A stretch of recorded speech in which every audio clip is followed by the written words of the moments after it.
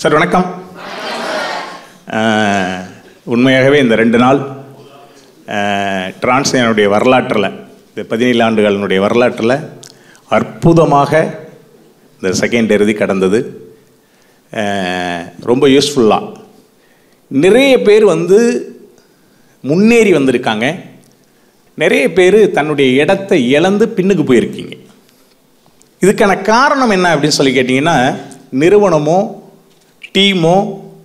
டீமனுடைய லீடரோ காரணம் கிடையாது, நம்ம தான் காரணம். எனக்கான இடத்தை ஆசைப்படுறது மேட்டர் கிடையாது. கம்பெனியில் நான் எனக்கான இடத்த, இந்த இடம் எனக்கானது அப்படின்னு சொல்லிட்டு ஆசை யாருக்கு இல்லை? ஆசைப்பட்டவங்க யாரும் அந்த இடத்துக்கு வருவது இல்லை. ஆசைப்பட்டவங்க காலமெல்லாம் ஆசைப்பட்ட நபர்களாக மட்டும்தான் இருப்பாங்க. அப்போ எனக்கான இடம் அப்படிங்கிறத நான் தான் முடிவு பண்ணணும். அப்போ எனக்கான இடத்தை நான் முடிவு பண்ணிட்டேன் அப்படின்னு சொல்லி கேட்டீங்கன்னா, அந்த இடத்தை அடைவதற்கு நான் தான் போராடணும். என்னுடைய இடத்தை நான் பிடிக்கிறதுக்கு, அந்த இடத்தை அடைவதற்கு, அந்த இடத்தை தக்க வைப்பதற்கு என்னைய தவிர இந்த உலகத்தில் என்னைய படைச்ச கடவுள் கூட முடிவு பண்ண முடியாது. அப்போ டிரான்ஸ் இந்தியாவில் நீங்கள் இருக்கிறீங்க, உங்களுக்கான இடம் எது அப்படிங்கிறத நீங்கள் தான் முடிவு பண்ணணும். முதல் வரிசை முடிவு யார் பண்ணணும்? நீங்கள் தான் பண்ணணும். ஒரு வேளை இந்த இடம் நீங்கள் முடிவு பண்ணி வந்திருந்தால், உங்களுடைய முயற்சியில் இந்த இடம் உங்களுக்கு கிடைச்சிருந்தால், இந்த இடத்தை நிச்சயமாக தக்க வைக்க உங்களால் முடியும். இதில் இருந்து இன்னொரு ஸ்டெப்பு முன்னேறுவதற்கும் முடியும். இது உங்கள் டீமால் நீங்கள் முன்னேறி இங்கே வந்திருந்தீங்கன்னு கேட்டீங்கன்னா, இந்த வெற்றி தற்காலிகமான வெற்றி. உங்களுடைய முயற்சியால், உங்களுடைய கடுமையான உழைப்பால், உங்களுடைய தீவிரமான சிந்தனையால் இந்த இடம் உங்களுக்கு கிடைச்சிருந்தா, இந்த இடத்தை மாற்றுவதற்கு கம்பெனி எம்டி இல்லை, நான் இல்லை, இறைவனால் கூட முடியாது. அப்போ உன்னுடைய வெற்றி உன் கையில் இருக்கு. நீ யாரையும் குறையெல்லாம் சொல்லாத. டீமை நம்பியிருந்தேன்னு கேட்டால், டீம் தோக்கையில் நானும் தோத்து போயிருக்கணும். டீம் தோக்கும். ஏற்ற இறக்கம் டீமுக்கு இருக்கணும், உனக்கு இருக்கக்கூடாது. உங்களுக்கெல்லாம் 2 ஆப்ஷன் மட்டும்தான் இருக்கு. இருக்கிற இடத்தை தக்க வைக்கிறதுக்கு ஒரு ஆப்ஷன், இன்னொன்று முன்னேறுவதற்கான இன்னொரு ஆப்ஷன். ஃபர்ஸ்ட் உன்னுடைய இடத்தை தக்கவை அப்படின்னா உன்னுடைய வருமானத்தை தக்கவைன்னு அர்த்தம். செகண்டு, அந்த இடத்துல இருந்து முன்னேறுவதற்கான முயற்சி எடு. ஃபர்ஸ்ட் நீ செய்ய வேண்டியது உன்னுடைய இடத்தை தக்க வைக்கணும்னு கேட்டால், உன்னுடைய வருமானத்தை முதல்ல தக்கவை. உன்னுடைய வருமானத்தில் இருந்து ஒரே ஒரு சேல்ஸ், ஒரே ஒரு ஜோடி குறைஞ்சிச்சுன்னா அந்த வழி எப்படி இருக்குன்னு தெரியுமா? தெரியணுமா? இல்லை நான் தெரியப்படுத்த மாட்டேன். நீ தெரிஞ்சுக்கணும்னு கேட்டால், நல்ல பதமான ஊசியை எடுத்துக்கிட்டு நங்குன்னு குத்துவ. இப்படி குத்து. எப்படி இருக்குன்னு தெரியுமா வழி? அதை விட 1000 மடங்கு கூட இருக்கணும் அந்த வழி உனக்கு. ஒரு சேல்ஸ் தானேன்ட்டு நீங்கள் அசால்ட்டாக இருக்கீங்க. ஒரு சேல்ஸ்லையோ ஒரு 1000லையோ ஒன்றும் நடந்துட போகிறதில்ல. ஆனால் வலிக்கணும். அந்த வழி நீ உணரணும். அந்த வழி இருக்கணுங்க. வழி இருந்தால் தான் வழி கிடைக்கும். என்ன பார்க்குறான்? வந்துருதி லாபம். 50 ஜோடி வந்துச்சா 50,000, அடுத்த வாரம் 40 வந்தா 40,000 கிடைக்குது. 1 ரூபா, வெறும் 1 ரூபா, ஒரே ஒரு சிங்கிள் சேல்ஸ் குறைஞ்சுன்னா அந்த வழி இருக்கணும், அந்த வழி உணரணும். அப்படின்னா நீ இந்த பிசினஸ்ல என்னவா பார்க்குற? என்னவா இந்த பிசினஸ் நீ பார்க்குற? 10ஓட 11 பார்த்தவங்க எல்லாம் 10ஓட 11 மட்டும்தான் இருக்க முடியும். கரெக்டா? யாரெல்லாம் நம்பர் 1 நினைக்கிறாங்களோ அவங்க மட்டும்தான் நம்பர் 1 இருக்க முடியும். எத்தனையோ பேர்த்த நீங்க எல்லாம் பார்த்துருக்கீங்க. பழைய ஆட்கள்லாம் ஜாம்புவெல்லாம் பார்த்துருக்கீங்க. நெட்வொர்க் துறைங்கிறது அதுக்கான தான் ஒவ்வொரு வருஷமும், ஒவ்வொரு செகண்டும், ஒவ்வொரு நாளும் உங்களை எப்படி இங்க கொண்டு வர்றது, உங்களை எப்படி இந்த இடத்துல உட்கார வைக்கிறது அப்படிங்கிறதுக்காக போராடிக்கிட்டு இருக்கோம். ஆனால் நான் என்னதான் நினைச்சாலும், நீ நினைச்சா தான் அந்த இடத்துக்கு வர முடியும். நான் நினைக்கிறதுனால வரவே முடியாது. நான் நினைச்சாலும் சரி, கம்பெனி நினைச்சாலும் சரி, எவன் நினைச்சாலும், கடவுளே நினைச்சாலும் சரி, உன்னுடைய இடத்தை நீ தான் தீர்மானிக்க முடியும். உன்னுடைய இடத்தை நீ தான் முடிவு பண்ண முடியும். உன்னுடைய இடத்தை நீ தான் தக்க வைக்க முடியும். எந்த தொழிலை நீ நேசி, என்ன தொழில் வேணாலும் செய், அந்த தொழிலை நீ முடிவு பண்ண. அந்த தொழிலை நேசி. முதல்ல அந்த தொழிலை நேசிக்கணும்னா நினைக்கணும்ல, நினைச்சா தானே நேசிக்க முடியும். நினைக்கக்கூடிய விஷயம் அத்தனையும் பிசினஸை தவிர வேற எதுவுமே இருக்கக்கூடாது. எப்படிங்க? எல்லாத்துக்கும் எல்லாமே இருக்கு, இருக்கா இல்லையா? எனக்கு ஒண்ணுமே இல்லையா? பொண்டாட்டி இல்லையா, பிள்ளை இல்லையா, அப்பா இல்லையா, அம்மா இல்லையா? உனக்கு என்னென்னலாம் இருக்கோ அதுவும் எனக்கு தானே இருக்கு. எல்லாம் எனக்கு இருந்தாலும் என்னுடைய நினைப்பு என்னவா இருந்தது? நான் செஞ்ச அந்த தொழில் தான் என்னுடைய நினைப்பா இருந்தது. பார்ப்பது எதுவாக இருந்தாலும் சரி, நீ மனசுல நினைப்பதெல்லாம் டிரான்ஸ் இந்தியாவை தவிர வேற எதுவுமே இருக்கக்கூடாது. பிசினஸை பத்தி பேசினா சாப்பாடு தேவையில்லை, தண்ணி தேவையில்லை, கேட்டுக்கிட்டே இருப்பேன். பிசினஸ்க்கு அப்பாற்பட்ட ஒரே ஒரு நிமிஷம் பேசக்கூடிய விஷயத்தை காது கேட்குது, மனசு ஏத்துக்கல, அந்த இடத்த விட்டு வெளில போயிடுவேன். ஆசைப்பட்ட விஷயங்களை இலக்கா வைக்கணும், அந்த இலக்கை அடைவதற்காக போராடணும். அந்த போராட்டம் எப்படி இருக்குன்னு தெரியுமா? உயிரே போனாலும் கூட அந்த இலக்கை அடைஞ்சிட்டு தான் போகணும், அந்த மாதிரி இருக்கணும் போராட்டம். அப்பதான் நீ ஆசைப்பட்ட விஷயத்தை அடைய முடியும். புரியுதா? Yes or no? உலகத்துல எல்லா மனிதனுக்கும் சரி, உயிரை விட ஒரு பெரிய விஷயம் வேற எதுவுமே இல்லை. தெரியுமா? உயிரை விட பெரிய விஷயம் எதுவுமே இல்லை. ஒரு 16 வயசு பையல இறந்து போயிட்டான். இறந்தவன ஒரே ஒரு பையன், அப்பா அம்மா, அங்க ஊரே அழுகுது. ஊரே அழுதுகிட்டு இருக்க காலகட்டங்கள்ல யமனை திட்டுறாங்க. யமன் வந்து அப்ப நேரடியா உயிரை எடுக்கக்கூடிய விஷயம் இருந்துச்சுன்னு சொன்னாங்க. அப்ப அந்த யமனை பயங்கரமா திட்டுறாங்க. உனக்கு உயிர் தானே வேணும், ஏன் உயிரை எடுத்துருக்கலாமே, பாலா போன ஏமா ஏன் இந்த வாழக்கூடிய பிள்ளைய 16 வயசு பிள்ளைய இந்த உயிரை எடுத்துட்டான்னு சொல்லி அம்புட்டு பேரும் ஊரே சொல்லிச்சு, கூடியிருந்த சனம் பூரா சொல்லிச்சு, அப்பா அம்மா சொல்லாங்க. எவன் பார்த்தாரு, என்னடா அந்த பயலுக்கு இவ்வளவு தூரம் கேட்குறாங்களே, இவ்வளவு தூரம் போராடுறாங்களே அப்படி சொல்லி யமனே கொஞ்சம் இறங்கி வந்து வாழ்க்கையில முதல் முறையாக ஒரு தவறு பண்றதுக்கு யமன் தயாராயிட்டார். நம்மளுக்கு உயிர் தானே, இப்போ நம்மளாம் தவறு பண்ணிக்கிட்டு இருக்கோம்ல, பண்ணிக்கிட்டு இருக்கீங்கல்ல, நான் இல்லை, நீங்க என்ட்ரி வாங்கிட்டு அங்கிட்டு மாற்றி போட்டு அடுத்த வாரம் போட்டுக்கலாம்னு சொல்றீங்கல்ல, அந்த மாதிரி யமன் பிளான் பண்ணாராம். சரி, நம்மளுக்கு என்ன உயிர் தானே, ஒரு தப்பு கணக்கு எழுதிடலாம், உயிர் கணக்கு வேணும் இங்கே டோட்டல் கணக்கில், அதை ஒரு கணக்கு எடுத்துடலாம் சொல்லிட்டு ஒரு உயிரை எடுத்துக்கிட்டு இவ்வளோ பேர் தர்றேங்கிறாங்களே, இந்த ஒரு உயிரை விட்டா ஏதோ ஒரு உயிரை எடுத்துகிட்டு போயிடுவோம் அப்படின்னு சொல்லிட்டு கீழே இறங்கி வந்தாராம். யமனை கொண்டவனே எல்லாம் திட்டினாங்களாம். இல்லை இல்லை, நீங்கள் திட்டுறதுக்காக நான் வரல, நான் அந்த வந்து நீங்கள் இவ்வளோ பேர் என்னுடைய வாழ்க்கையில் இவ்வளோ பேரை நான் உயிரை எடுத்திருக்கேன், கோடிக்கணக்கான பேரை உயிரை எடுத்திருக்கேன், யாருமே இவ்வளோ தூரம் போராடினது இல்லை, அதனால நானே கொஞ்சம் இறங்கி வந்து வாழ்க்கையில் முதல் முறையாக ஒரு தவறு பண்ணலாம்னு இருக்கேன், இந்த உயிரை தான் எடுக்கணும், இதுதான் கணக்கு, வேற இத்தனை பேர் தர்றோம்னு சொல்லியிருக்கேன், எனக்கு இவ்வளோ உயிரெல்லாம் தேவையில்லை, இந்த ஒரு உயிரை விட்டுறேன், ஒரே ஒரு உயிர் மட்டும் நான் எடுத்துக்கிறேன், அது யாருன்னு சொல்லுங்க அப்படின்னு சொன்னோடனே இருந்த ஊரெல்லாம் ஓடிடுச்சான். அதுக்கப்புறம் இந்த கிளவி இருந்துச்சு பாருங்க, 90 வயசு கிளவி, ஏன் உயிரை எடுத்துக்கன்னு சொல்லிச்சு பாரு, அந்த கிளவிலாம் அப்படியே நைஸா நடக்க முடியாமல் நடந்து ஓடிடுச்சான். அதுக்கப்புறம் தாய் தகப்பன் கூட அந்த உயிரை கொடுக்கறதுக்கு தயாரில் போயிட்டாங்களாம். புரியுதா? ஏன் இதுக்கு சொல்றேன்னா, உயிரை விட ஒரு மனுஷனுக்கு பெரிய விஷயம் எதுவுமே இல்லை. சும்மா மோட்டிவேஷனுக்கெல்லாம் பேசக்கூடாது. எஸ்ஆர்னோ எஸ்ஆர்னோ அப்போ உலகத்தில் பெருசு எதிரானு கேட்டால் உசுறு தான் ஒரு மனுஷனுக்கு. ஆனால் எனக்கு சத்தியமாக சொல்கிறேன், தாய் மேல் ஆணையாக சொல்கிறேன், எனக்கு என் உயிரை விட இந்த பிஸ்னஸ் தான் பெருசு இந்த உலகத்தில். அதனால தான் அந்த இடத்துல லாஸ்ட்ல இருந்து நேற்று சொன்னல, கம்பெனியுடைய 100வது நாளில் எங்கே நான் இருந்தேன், இன்னைக்கு 17வது ஆண்டு இல்லை, 2010 2 வருஷத்துல டிரான்ஸ் இந்தியாவில் நான் எங்க இடத்தை பிடிச்சேன் தெரியுமா? முதல் இடத்தை நான் பிடிச்ச நாள் 2010. தொடர்ந்து 14 ஆண்டுகளா தொடர்ந்து அந்த இடத்தை தக்க வச்சிருக்கேன்னு கேட்டீங்கன்னா, எனக்கு பெருசா இருந்தது பொண்டாட்டி இல்ல, பிள்ளை இல்ல, அப்பா இல்ல, அம்மா இல்ல, சொந்தம் இல்ல, சந்தம் இல்ல, என் உயிர் கூட கிடையாது, இந்த பிசினஸ் எனக்கு பெருசா இருந்தது, அதனாலதான் இந்த இடத்துல கண்டினியூ நிக்க முடிஞ்சது. புரியுதுங்களா? அவமானங்களை தாண்டணும், முதல்ல அவமானங்களை ஏத்துக்கணும். அவமானங்கள் என்ன பண்ண தெரியுமா?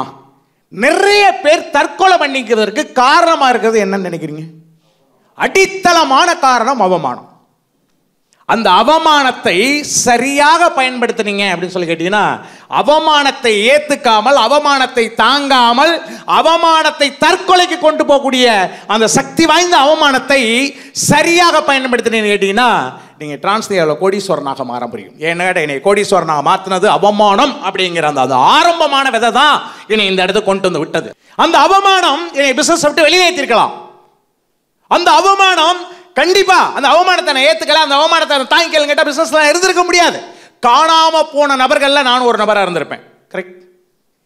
ஒரு மனிதனை கொலை பண்ணக்கூடிய சக்தி இந்த அவமானத்துக்கு இருக்குன்னு கேட்டீங்கன்னா, நான் சொல்றேன், அந்த அவமானம் ஒரு மனிதனை கோடீஸ்வரனாக மாற்றக்கூடிய சக்தி அதில் இருக்கு. அப்ப அந்த அவமானங்களை நீ பார்க்கக்கூடிய பார்வையில் இருக்கு, அந்த அவமானங்களை நீ நினைக்கக்கூடிய நினைப்பில் இருக்கு, அந்த அவமானங்களை தாங்கக்கூடிய சக்தியில இருக்கு. அவமானம் பவர்ஃபுல்லானது, சக்தி வாய்ந்தது. சரியாக பயன்படுத்தினான்னு கேட்டீங்கன்னா உன்னை கோடீஸ்வரனா மாத்தும். அதே தவறாக நீ பயன்படுத்தினே கேட்டா உன்னை கொலகாரனாவும் மாத்தும்.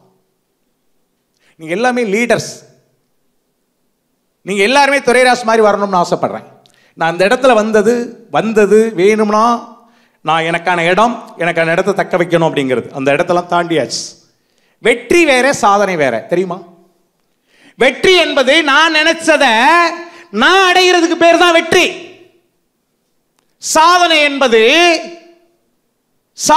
என்பது நான் நினைச்சதை மற்றவங்களை செய்ய வைக்கிறதுக்கு பேர் தான் சாதனை. இதுதான் வெற்றிக்கும் சாதனைக்கும் உள்ள வித்தியாசம். வெற்றி என்பது என்ன? நாம் நினைப்பதை நான் செஞ்சு காட்டுறது பேர் வெற்றி. வெற்றி அடைவது எளிமை.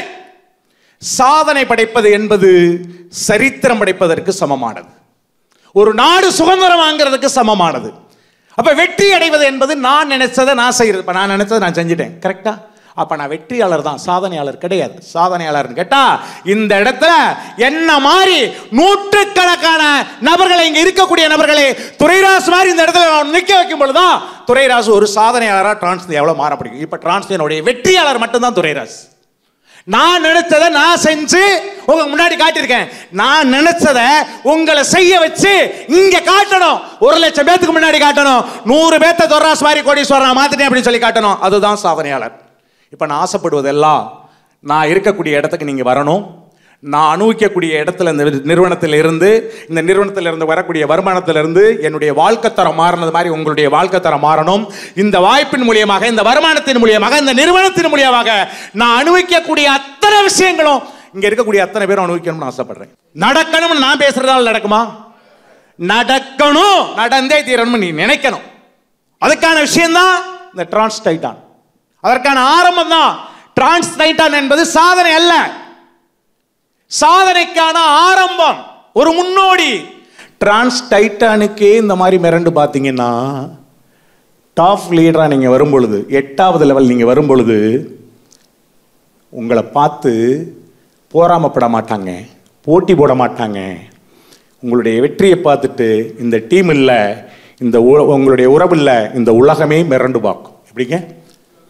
இந்த உலகமே மிரண்டு பார்க்கும். டிரான்ஸ்லேஷனுடைய வெற்றி மற்றவங்க பார்த்து பாராட்டக்கூடிய வெற்றியா இருக்கக்கூடாது, மற்றவங்க பார்த்து பயப்படக்கூடிய ஒரு வெற்றியா மாற்றணும். அதுக்கு பேர் தான், அந்த வெற்றியாளர்களை உருவாக்கணும். அப்படிங்கிறதுக்காகத்தான் டிரான்ஸ்டைட்டான் என்பது ஆரம்பம் மட்டுமே. ஒரு டீம் லீடர், நீங்க டீம் லீடர் தானே? உங்களுக்கு கீழே ஒரு டீம் இருக்குல்ல, அத்தனை பேத்தையும் நீங்க பார்க்கலாம். ஒரு 1000 பேத்தை கூட நீங்க வந்து பார்க்கலாம். எத்தனை பேருங்க? 1000 பேத்த இல்ல, 5000 பேத்த இல்ல, 50,000 பேத்த கூட நீங்க வந்து பார்க்கலாம். புரியுதா? பார்க்க முடியும்ல. 100 பேத்த உட்கார வச்சாலும் பார்க்க முடியும். 50,000 பேத்த வச்சு செமினார் பண்ண போறோம், பார்க்க முடியும்ல. 50,000 பேர் இருக்கான், ஓகே, பார்க்க முடியும். ஆனா ஒரு மனிதனுக்கு எத்தனை கை இருக்கு? எல்லாத்தையுமே 2 கை தான். 2 கைக்கு எத்தனை விரல் இருக்கு? கூட குறைய எதுவும் இருக்கா? 1 2 யாருக்கா? இல்லையா? எல்லாத்தையும் கரெக்டா 10 ஆவரேஜ் 10 விரல் இருக்கு, அப்படித்தானே? இந்த 2 கை தான் ஏபி. இது போதுமானது. இது எல்லாருக்கும் 2 ஏபி தானே? எனக்கு ஏபி, உங்களுக்கு. டிரான்ஸ் இந்தியாவில் வாரம் 2.5 லட்சம் ரூபா சம்பாதிப்பதற்கு 2000 பேர் தேவையில்லை, 2 பேர் போதுமானது. எவ்வளோங்க? 2 பேர் போதுமானது. எவ்வளோ சொல்லுங்க? வாரம் 2.5 லட்சம் ரூபா சம்பாதிப்பதற்கு 2 பேர் போதுமானது. கரெக்டா?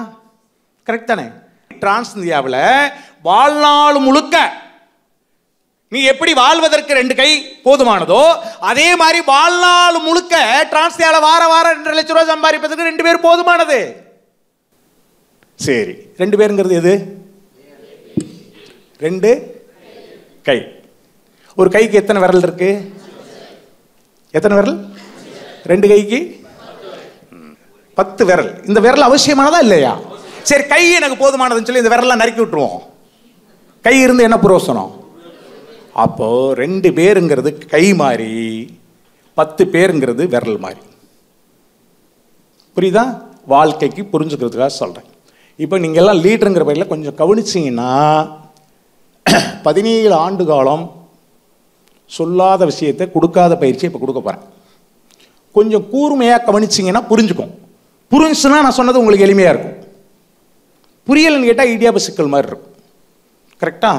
நான் என்ன பண்ணணும், இந்த பிஸ்னஸை எடுத்து 6 மாதத்துக்கு அப்புறம் என்ன பண்ணி இந்த 2 வருஷத்தில் டிரான்ஸ்நேவில் கடக்கோடியில் இருந்து 100வது நாளில் அவமானப்பட்டு 2வது வருஷத்தில் ஃபஸ்ட் இடத்துக்கு வந்தனும், படிப்படியாக முன்னேறி ஃபஸ்ட் இடத்துக்கு வந்தனும். அந்த விஷயத்தை நான் செஞ்சு எப்படி ஒரு 14 ஆண்டுகளாக தொடர்ந்து அந்த இடத்தை தக்க வச்சிருக்கணும், அதற்கான ரகசியத்தை சொல்ல போறேன்னு சொன்னேன். என்ன காரணம் தெரியுமா? நீங்கள் எல்லாம் லீடரு அப்படிங்கிற நம்பிக்கையில் நீங்கள் எல்லாருமே இங்கே துரைராஜ் மாதிரி மாறணும் அப்படிங்கிற எண்ணத்திலையும் ஆசையிலையும் உங்கள் மாதிரி சொல்லணும்னு கேட்டீங்கன்னா இந்த விஷயத்தை நான் உங்களுக்கு சொல்ல போறேன். Yes sir no? கரெக்டா? கரெக்ட். இப்போ என்னால் 10 பேர்த்த பிடிக்க முடியுமா? அப்போ வாழ்நாள் முழுக்க நீங்கள் டிரான்ஸ்லேவில் ஜெயிப்பதற்கு எத்தனை நாள் தேவைன்னு சொன்னேன்? வாழ்நாள் முழுக்க நம்ம வாழ்வதற்கு 2 கை போதும்னு சொன்னேன். அப்போ வாழ்நாள் முழுக்க ஜெயிக்கிறதுக்கு ஆனால் 2 பேர்த்த மட்டும்தான் நான் பிடிக்க முடியும். நான் எத்தனை பேர்த்த பிடிக்கணும்னு ஆசைப்பட்டாலும் கூட எத்தனை பேர்த்த பிடிக்க முடியும்? 2 பேரை மட்டும்தான் பிடிக்க முடியும். ஆனால் 2 பேர்த்த கையில் பிடிச்சிக்கணும், 10 பேர்த்த கவனிச்சுக்கிட்டே இருக்கும். இந்த 2 பேர் என்ன பண்ணுவாங்க அப்படின்னா, நீ ஜாயின் பண்ணும் பொழுது கூப்பிடும் பொழுது நீ தான் கடவுளும்பா. அவன் 1000 ரூபாய் 2000 ரூபாய் சம்பாதிக்க வைக்கணும், நீ தான் கடவுளும்பா. எங்க அப்பா அம்மா கடவுள் கிடையாது, நான் தெய்வத்தை கும்பிடுறது இல்லை. அனுபவப்பட்டு சொல்றேன், அனுபவப்பட்டு சொல்றேன். உலகத்தில் சிறந்த படம் அனுபவ படம். நீ தான் கடவுள், நீ தான் தெய்வம்பா. இந்த உலகத்தில் எனக்கு எதுவுமே இல்லைம்மா. படிப்படியா சம்பாரிச்சு வாரம் 10,000, வாரம் 20,000, வாரம் 50,000 சம்பாதிக்க ஆரம்பிச்சிட்டான்னு வச்சுக்கவே, என்ன நடக்கும்னா, எனக்கு என்ன நடந்ததுன்னு சொல்றேன். என்ன நடக்கும்னா, நீ என்ன சொல்றது, நான் என்ன கேட்கறது? ஏய், என்னால தான் நீ சம்பாதிக்கிற. எப்படிங்க? யோ, அதுவும் தொட்டிங்க கடவுள்னு சொன்னவன் அதுக்கப்புறம் டீம் கிட்ட என்ன சொல்ல தெரியுமா? இங்க பாரு, அவெல்லாம் தொர்ராசெல்லாம் ஒண்ணுமே கிடையாது, அவெல்லாம் ஹோட்டல்ல வேலை பார்த்தா 5வது படிச்சவன். அவன் சொல்றானோ சொல்லலையோ, சொன்னா வெளியில் தெரிஞ்சுன்னு கூட மனசுக்குள்ள நினைக்கிறது. அவளை வேலை பார்த்தவன், என்னாலதான் அவன் சம்பாதிக்கிறான். கேட்பேன், நம்ப மாட்டேன், நம்பினால ஏத்துக்க மாட்டேன், ஏத்துக்கிட்டாலும் செய்ய மாட்டான். இப்படி கை பிடிக்கிறோம், ஒரு கட்டத்துக்கு மேல வந்துட்டான், ஒரு கட்டத்துக்கு மேல வர்றான், வந்துட்டானா? வந்துட்டான். அதுக்கப்புறம் இப்படி வாடாம்பா, இங்க பாரு, இப்படி வாடாம்பா. அவன் இல்லற மாலி அப்படி அப்படி இல்லை இழுப்பான். இங்க பாரு, இல்லடா கீழே அங்கிட்டு இறங்குடா, இப்படி இழுப்பான். இப்ப இவனே கையில் பிடிச்சிருந்தா என்ன ஆயிடும்? நானும் இப்படிதான் கையில் பிடிச்சேன். கரெக்டா இல்லையா? அப்போ ஒருத்தன் சாக போறான்னா, ஒருத்தன் வீணா போறான்னா அவனை உனக்கு தெரியணும். எப்படிங்க? என்ன கேட்குறேன், இப்படி போடான்னு சொல்றோம், இது சரியான பாதை. நீ என்ன சொல்றது, அப்படி போறானா விழுக போறான்னு தெரியும்ல.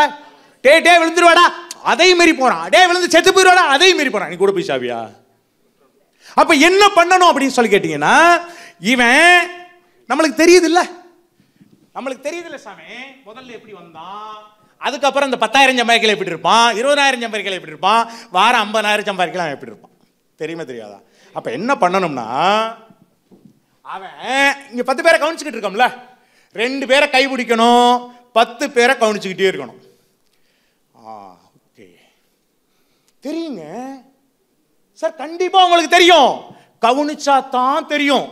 அவனுடைய நடை, உடை, பாவனை கவனிச்சாதான் அடுத்த இடத்துக்கு நம்ம போறதுக்கு எவன் தேவை, கை பிடிக்கணும். இவன் விழ போறேன், இவன் சாவ போறேன், ஆனா நானும் சேர்ந்து சாவ முடியாது. நான் டிரான்ஸ்லேவில் ஜெயிக்க வந்திருக்கேன், ஜெயிக்க வைக்க வந்திருக்கேன், அதனால கை பிடிச்சேன். அவனுக்கு வேணுமா தெரியாம இருக்கலாம். தன்னுடைய வெற்றிக்கு தொர்ராஸ் காரணம்னு அவனுக்கு தெரியாம இருந்திருக்கலாம். ஆனா தொர்ராஸுக்கு தெரியும் என்னுடைய வெற்றிக்கு அவன் காரணம்னு. Sir no? அப்ப டிரான்ஸ்லேவில் ஒருத்தனை வளர்த்து ஆளாக்கி கொண்டு வர்றோம்னா அந்த லீடருக்கு தெரியணும் அவன் தான் லீடர். புரியுதா? அப்ப வாழ்நாள் முழுக்க ஜெயிக்கணும், அடுத்து அடுத்து அடுத்து அடுத்து அடுத்து ஜெயிச்சுக்கிட்டே இருக்கணும் கேட்டா உனக்கு 2 பேர் தான் தேவை. அப்ப 2 பேர்த்த கை பிடிச்சிக்கிட்டு இருக்கணும், 10 பேர்த்த கவனிச்சுக்கிட்டு இருக்கணும். 1000 பேர்த்துக்கு பார்க்கலாம், கவனிக்க முடியாது. 10 பேர் கவனம்னா என்ன தெரியுமா? அவன் யாரு, என்ன பண்றான். இப்போ நாங்கள் சொன்னேன்ல, எருமை போகும் தெரியாது, போறது தெரியும். காரணம் கவனிக்கிறோம். அப்ப கவனம் 10 பேர் மேல இருந்தா மட்டும்தான் எவன் அடுத்த இழுவைக்கு வருவான், எவன் நம் வாழ்நாள் முழுக்க நம்ம கூட எவனும் வரமாட்டான். அனுபவப்பட்டு சொல்றேன். ஒத்துழைப்பான நம்மளுக்கு வாழ்நாள் முழுக்க 2 பேர் தேவையா இல்லையா? அப்ப ஒத்துழைப்பு கொடுக்கிறவன கையில பிடிச்சே ஆகணும். 2 பேர் இல்லாம நம்ம அடுத்த ஸ்டெப்புக்கு தாண்ட முடியாது. தெரியுமா? லெவல் 1ல இங்க நிறைய பேர் இருக்கீங்க, இங்க இருக்கிறீங்க. லெவல் 1 அப்படின்னா ஒரே வாரத்தில் பாஸ் பண்ணவங்க நிறைய பேர். அதுக்கப்புறம் லெவல் 2ல 2 வாரத்தில் பாஸ் பண்ணவங்க நிறைய பேர். லெவல் 3ல 3 வாரம் 4 வாரத்தில் பாஸ் பண்ணவங்க நிறைய பேர். லெவல் 4 பாஸ் பண்றதுக்கு 6ல இருந்து 7 வாரம் தேவைப்பட்டுச்சு. லெவல் 4ல இருந்து லைஃப் பாஸ் பண்றதுக்கு 8ல இருந்து ஒரு 10-12 வாரம் தேவைப்பட்டுச்சு. 5ல இருந்து 6 அவங்க வர்றதுக்கு 10 to 12 வாரம் கேரண்டியா தேவைப்பட்டுச்சு. 6ல இருந்து 7க்கு போறதுக்கு எவ்வளவு சொன்னேன்? 10ல இருந்து 12 வாரம் கண்டிப்பா தேவைப்பட்டது. 2-3 பேட்ச் கூட தேவைப்பட்டது. இங்க இருக்காங்க 7க்கு போறதுக்கு. 7ல இருந்து ஒரு பையன் 8க்கு போக முடியலையே. 7 எழுதி பாஸ் ஆகாம, பெயில் ஆகாம, 7 எழுதி பெயில் ஆகாம முதல் 12 வாரம்லாம் எடுத்துக்கல. ஃபர்ஸ்ட் வாரத்தில் பாஸ் பண்ணாங்க, 2 வாரத்தில் பாஸ் பண்ணாங்க, 4 வாரத்தில் பாஸ் பண்ணாங்க. ஒவ்வொரு கட்டமா பாஸ் பண்ணி வந்து கடைசியில் லெவல் 7ல 2 வருஷமா கிடக்குறாங்களே. என்ன காரணம் தெரியுமா? லெவல் 1ல அவன் கூட 100 பேர் இருந்தான், 50 பேர் இருந்தான், 10 பேர் இருந்தான். அதனால லெவல் 1ல இருந்து லெவல் 2க்கு 2 வாரத்தில் எடுத்துக்கிட்டான். லெவல் 3ல வரும்பொழுது ஆள் குறைஞ்சிச்சு, அதனால டைம் கொஞ்சம் அதிகமாக எடுத்துக்கிடுச்சு. லெவல் 4 வரும்பொழுது இன்னும் கொஞ்சம் குறைஞ்சிச்சு, அதனால இன்னும் கொஞ்சம் டைம் எடுத்துக்கிடுச்சு. லெவல் 5 வரும்பொழுது ஆள் குறைஞ்சிருச்சு சுத்தமா, அதனால சுத்தமா வாஸ் அவுட் ஆனா அங்கே நின்றுக்கிட்டான். எங்கெங்கெல்லாம் இது உங்களுக்கு பொருந்தும் சொல்றேன், எங்களுக்கு மட்டும் இல்ல, எங்கெங்கெல்லாம் உன்னுடைய டீம் உன் கூட வருதோ அடுத்த வெற்றி உனக்கு கேரண்டியானது. எங்கெங்கெல்லாம் உன் டீம் இல்லாம நீ வெற்றி அடைகிறியோ அடுத்த வெற்றி நீ போராடினாலும் கிடைக்காது. அப்படி ஒருவேளை போராடி கிடைச்சாலும் கூட காக்கா உட்கார பணம்பள விழுந்த மாதிரி தான், அந்த இடத்த விட்டு நீ அசையவே முடியாது, போட்டகல் மாதிரி தான் இருப்ப. அப்ப லெவல் 7 எழுதி பெயில் ஆகாம பாஸ் பண்ணவங்க அவங்களுக்கு கீழே வரையில் அடுத்தடுத்த கட்டங்களில் ஆட்கள் இருந்தாங்க. அடுத்த கட்டத்துக்கு அவங்களால ஈஸியாக பாஸ் பண்ண முடிஞ்சது. அவங்களுடைய டீம் இருந்தாங்க. நான் சொன்னல அந்த 2 பேர் கையில் பிடிச்சிக்கிட்டு வந்தாங்கன்னு சொன்னல, அந்த 2 பேர் இருந்தால் போதுமானது. லெவல் 7க்கு எழுதி வச்சுக்கங்க, எவனா இருந்தாலும் சரி, எவனா இருந்தாலும் சரி, லெவல் 7ல தன்னுடைய டீம்ல இருந்து 2 பேர்த்த கொண்டு வந்தாங்க நிக்க வைக்காம, அவனால 8க்கு போக முடியாது. அப்படி 8க்கு போயிட்டா ஒரு பக்கத்து மீசியை நான் எடுத்துக்கிறேன். இப்போ உங்களுக்கு புரிஞ்சுக்கிறதுக்காகத்தான் அந்த பிடிப்பு, புரியுதா? கையில் பிடிக்கிறதும் பிடிக்கிறவனுக்கும் தெரியக்கூடாது, மீதி இருக்க 10 பேரை கவனிக்கிறோம்ல அவனுக்கும் தெரியக்கூடாது. அப்போ பிடிக்கிறது தெரியலை அப்படின்னா நம்மளுடைய இழுவைக்கு அவன் வரும்பொழுது இதான் பார்க்கணும். நம்ம ஜெயிக்கணும்னு கேட்டால் 2 பேர்த்த ஜெயிக்க வச்சு தான் ஜெயிக்க முடியும். அவன் இந்த இறுதி வந்துட்டான், இதுக்கு மேலே மாறி இறங்கு கீழே. அப்போ இழுக்கிறான்னா நம்ம இவனுக்கு பின்னாடி ஆள் இருக்கான் இல்லைங்க, இவன் பின்னாடி ஆள் வர்றான்ல, நம்ம கவனிச்சுக்கிட்டே இருந்தானா இவன் கை நம்ம இழுவைக்கு வர்றதுக்கு தயார் இல்லை அப்படின்னா இவனை விடுறதும் எனக்கு தெரியக்கூடாது, அடுத்து இவனை பக்கத்தில் பிடிக்கிறதும் தெரியக்கூடாது. நீ கை விடுறதும் தெரியக்கூடாது, ஆனால் அவன் கையில் 2 பேர் இருப்பான். போங்க இப்போ பாருங்க, இப்படி 2 பேர்த்த இழுக்கிறோம், 2 பேர் வரல அப்படின்னு தெரிஞ்சுன்னா 10 பேர்த்த கவனிச்சுக்கிட்டு இருக்கோம். 10 பேர் வர்றான், கை பிடிக்கிறதுக்கு வர்றான், தயாரா இருக்கான். ஆனால் இந்த 2 பேர்த்த விட்டா தான் அந்த 2 பேர்த்த பிடிக்க முடியும். அவ்வளோதான், 2 பேர்த்த பிடிச்சாச்சு. புரியுதா? இவனை பிடிக்கிறதும் தெரியக்கூடாது, இவனை புரியுதா? மனசுக்குள்ளதான் அந்த 10 பேரை கவனிக்கணும்னு சொன்னேன். உங்களுக்கு புரியறதுக்காக தான் இங்க 10 பேர்த்த நிப்பாட்டியிருக்கேன். நான் ஆரம்பத்தில் 6 மாசத்துல அதை புரிஞ்சுக்கிட்ட விஷயம். நான் அந்த பிசினஸ்ல நான் அந்த பிசினஸ்ல சேர்த்த நபர்கள் ஒருத்தங்க கூட இங்க இல்ல. என்னை சேர்த்து விட்டவனும் அந்த பிசினஸ்ல இல்ல. நான் இருக்கேன் 10ஓட 11 அல்ல, டிரான்ஸ் எவ்வளவு நம்பர் 1 இருக்கேன். காரணம் என்ன தெரியுமா? கீழே உள்ளவன் தப்பு பண்ணா அவன் மட்டும்தான் தோப்பான், மேல உள்ளவன் தப்பு பண்ணா அவன் மட்டும்தான் தோப்பான். எப்ப தப்பு பண்றானோ அவன் தான் தோப்பான ஒழிய நான் தோக்க மாட்டோம், நம்ம தோக்க மாட்டோம். இதைத்தான் நீங்க புரிஞ்சுக்கணும். அப்ப இந்த பிசினஸ் எப்படியா வந்தது அப்படின்னு கேட்டீங்கன்னா, எவன் தப்பு பண்றானோ அவன் தான் தோப்பான். நீ இன்னைக்கு தோத்து போயிருக்கான்னு கேட்டா நீ பண்ண தப்பு, உன்னை அறியாம நீ பண்ண தப்பு, நீ தெரியாம பண்ண தப்பு. அதை நீ முதல்ல கண்டுபிடிக்கணும். கண்டுபிடிச்சா அடுத்த முறை நீ தப்பு நாம இருந்தா நீ முன்னாடி வருவ. அவ்வளவுதான். Yes sir no? அவன் கடத்தல விழுந்து தற்கொலை பண்ணிக்க போறான்னு தெரிஞ்சதுக்கு அப்புறமும் அவன் கையை பிடிச்சிக்கிட்டு இருந்தா அவன் கையில விழுல, நீ தான் கையில விழுவ. Yes sir no? புரிஞ்சுக்கிட்டீங்களாப்பா? 10 பேர்ல 2 பேர் கண்டிப்பா நம்மளுக்கு தேவை. ஒரு தரம் ஜெயிச்சா போதுமா? அன்னைக்கு மரியாதை கிடைச்சா போதுமா? அப்ப ஜெயிச்சுக்கிட்டே இருக்கணும்ல. ஜெயிச்சுக்கிட்டே இருக்கிறது 2 பேர் தேவை.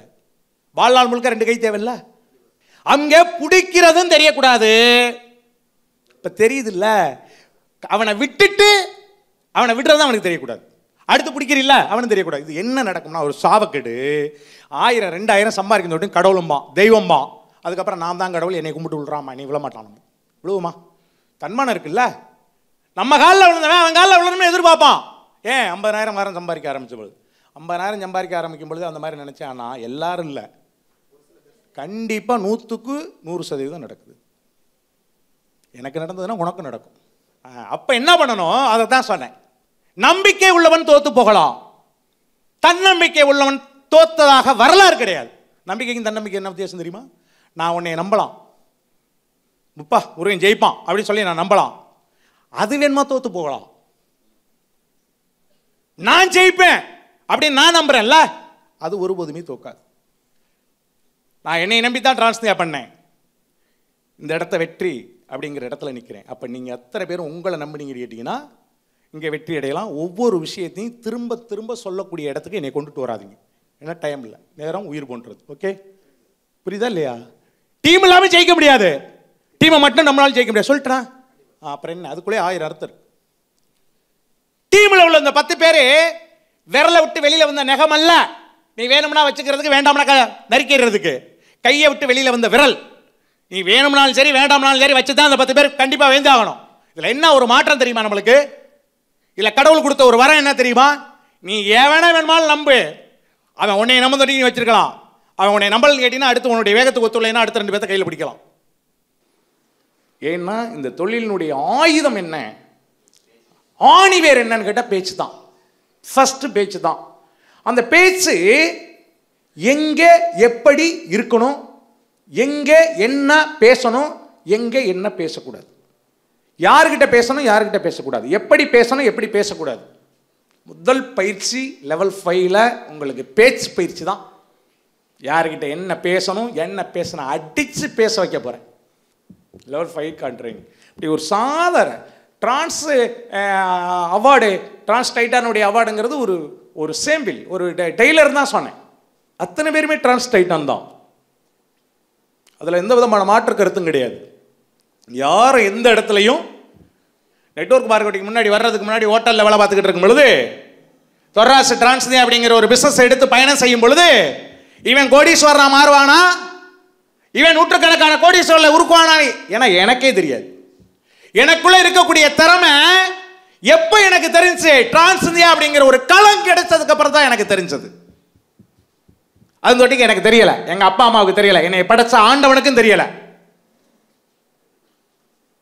அப்ப அந்த களம் கிடைச்ச அந்த களத்தை சரியாக பயன்படுத்தணும். யாருக்குட ஆசை இல்ல முதல் இடத்துக்கு வரணும் அப்படிங்கிறது? யாருக்கு ஆசை இல்ல சொல்லுங்க பார்க்கலாம். எனக்கு யாருக்குமே எனக்கெல்லாம் ஆசையே கிடையாது.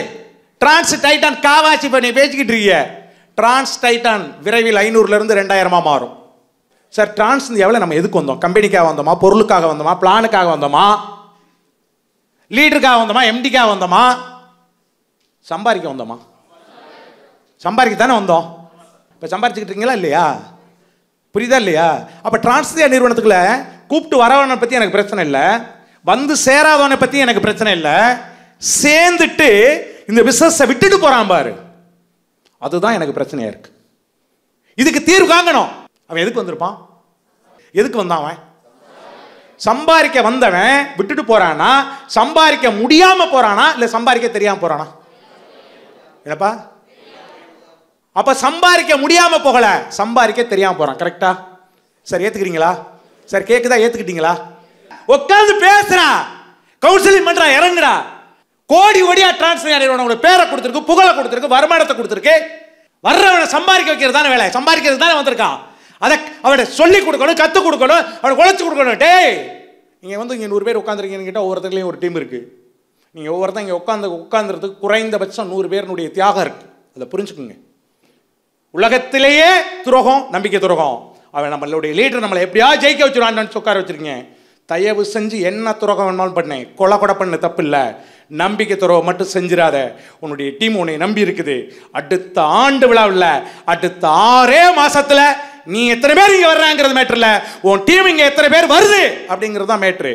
டிரான்ஸ்னியாவில் இந்த டாப் லீடர்ஸினுடைய வெற்றி இருக்குல்ல, இது அம்பானி அடைஞ்ச வெற்றியை விட பல மடங்கு மிகப்பெரிய ஒரு வெற்றி. அது உங்களுக்கு புரியல. 1000 பேர் இல்லை, லட்சம் பேர் இல்லை, கோடிக்கணக்கான பேத்துக்கு வேலையைத்தான் கொடுக்க முடியும், அவனை வேலைக்காரனா தான் வச்சிருக்க முடியும். உங்களால மட்டும்தான் ஆயிரக்கணக்கான கோடீஸ்வரர்களை உருவாக்க முடியும். எவ்வளவு பெரிய ஒரு வரம் கிடைச்சிருக்கு தெரியுமா? டிரான்ஸ்னியாவில் உங்களுக்கு கிடைச்சது நீ வாய்ப்புன்னு நினைச்சுக்கிட்டு இருக்க.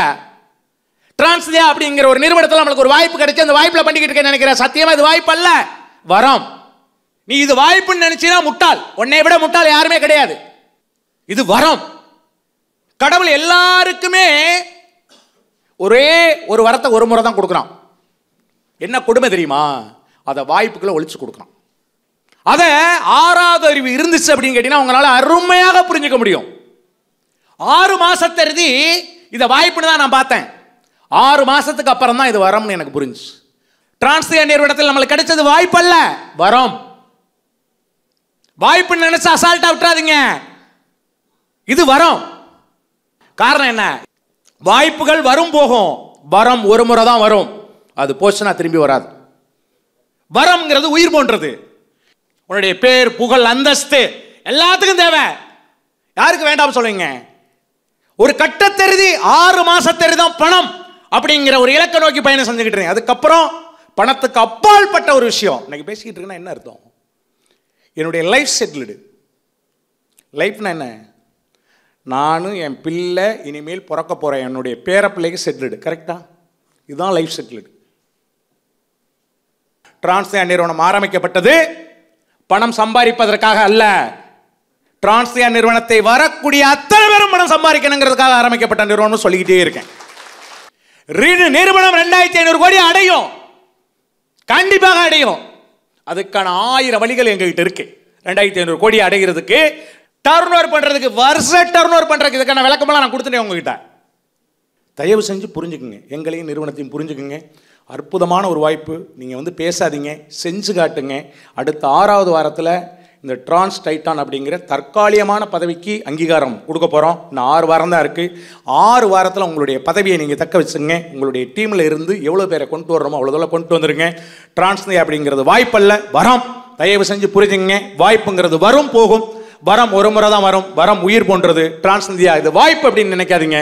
இந்த வரம் நிச்சயமாக உங்களுடைய வாழ்க்கையில், உங்களை நம்பி வந்தவருடைய வாழ்க்கையில் மிகப்பெரிய ஒரு மாற்றத்தையும் சாதனையும் கண்டிப்பாக கொடுக்க வேண்டும் என்று கூறி வாய்ப்புக்கு நன்றி கூறி விடைபெறுகிறேன். நன்றி, நன்றி, வணக்கம்.